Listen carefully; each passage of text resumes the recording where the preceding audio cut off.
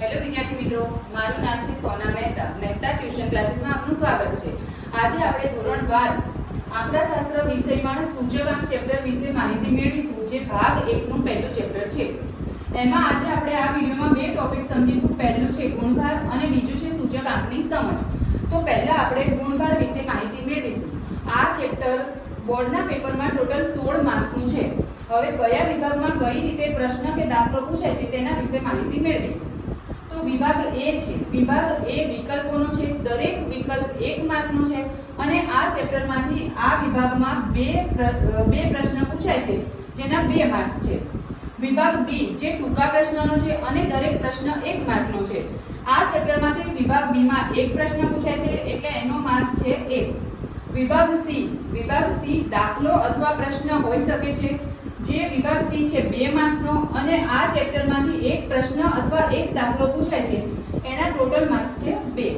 વિભાગ D દાખલાનો જ છે અને દરેક દાખલો 3 માર્ક્સનો છે. વિભાગ D માં આ ચેપ્ટરમાંથી 2 દાખલા પૂછાય છે જેના ટોટલ માર્ક્સ છે 6. અને વિભાગ F પણ દાખલાનો જ છે અને દરેક દાખલો 5 માર્ક્સનો છે. આ ચેપ્ટરમાંથી આ વિભાગમાં એક દાખલો પૂછાય છે એટલે એના ટોટલ માર્ક્સ છે 5. આ રીતે આ ચેપ્ટર 16 માર્ક્સનું છે. પહેલું ટોપિક સમજ્યા ગુણભાર. હવે બીજું ટોપિક સમજીશું સૂચકાંકની સમજ, જેમાં સૂચકાંકનો અર્થ. સૂચકાંક એટલે કોઈ પણ વસ્તુના ભાવમાં આધાર વર્ષની સરખામણીમાં ચાલુ વર્ષમાં થતો ટકાવારી ફેરફાર. તો હવે એને આપણે ઉદાહરણ તરીકે સમજીશું.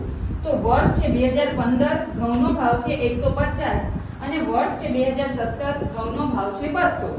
તો આપણે આને વ્યાખ્યા અનુસાર સમજીએ તો સૂચકાંક જેને કહેવાય I બરાબર P1 ના છેદમાં P0 ગુણ્યા 100. P1 જેને કહેવાય ચાલુ વર્ષ અને ચાલુ વર્ષ કહેવાય 2017, તો એનો ભાવ છે 200 રૂપિયા. તો 200 અને P0 જેને કહેવાય આધાર વર્ષ, એનો ભાવ છે 150. તો 200 ના છેદમાં 150 ગુણ્યા 100 આ પ્રમાણે કરીએ એટલે જવાબ આવે 133.33.